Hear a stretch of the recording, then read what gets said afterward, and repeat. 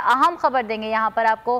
सानह सियालकोट के हवाले से गिरफ्तार मुल्जिमान का 15 रोज़ा जिस्मानी रिमांड मंजूर कर लिया गया है। मुल्जिमान को इंसदाद दहशतगर्दी अदालत गुजरावाला में पेश किया गया। मुल्जिमान को 21 दिसंबर को दोबारा अदालत में पेश किया जाएगा। इस हवाले से मजीद तफसीलात बताएंगे हमारे नुमाइंदे तनवीर भट्ट हमारे साथ मौजूद हैं। जी तनवीर।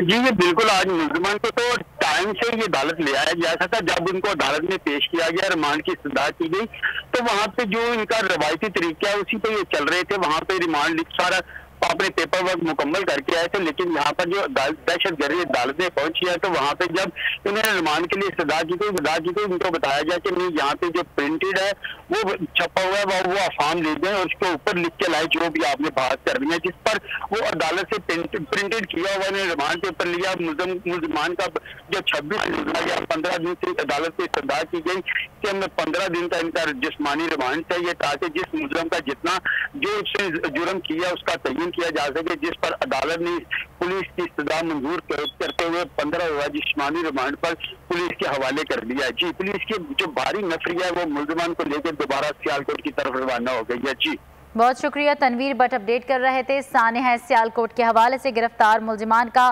15 रोज़ा जिस्मानी रिमांड मंजूर कर लिया गया। सब्सक्राइब करें और बेल दबाएं ताकि कोई खबर रह न जाए।